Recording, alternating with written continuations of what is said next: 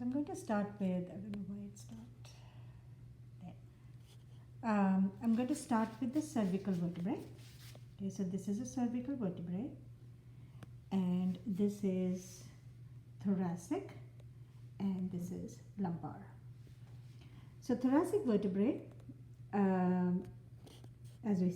cervical vertebrae, as we know that we have 7 of these, and it typically has all of them. Okay, the spinous process, the transverse process, and it has also transverse foramen. Unlike the others, the thoracic and lumbar, do not have the transverse foramen. They all have vertebral foramen, okay, which is the one that is in the middle, right, through which the spinal cord passes. And so they are placed one on top of the other. So this is the superior and this is the inferior. How do we know that? Look at the spinous process. So it goes downward, right? So this is downward. So this is superior, this is inferior.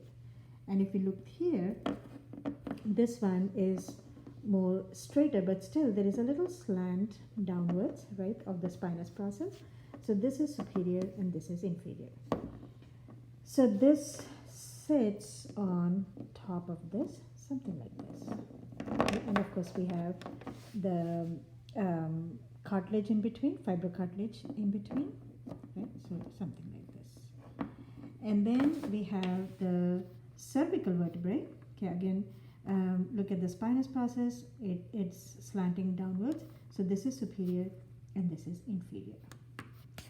Other structures that we need to see are the superior articular facet, like here, and then inferior articular facet, which is right here. So this is where the vertebrae are going to articulate with each other. Okay, so something like this. So suppose it is like here. So the superior and inferior articular facets are for the vertebrae to be sitting on top of each other. Then let's look at the body. Okay, so each one, this is the body, right? So this is the body and this is the body of lumbar. The cervical has kind of like an oval shaped body. This one kind of has a triangular shaped body, and this one has a very thick body. And if you see the size of the body is almost the same as the size of the spinous process.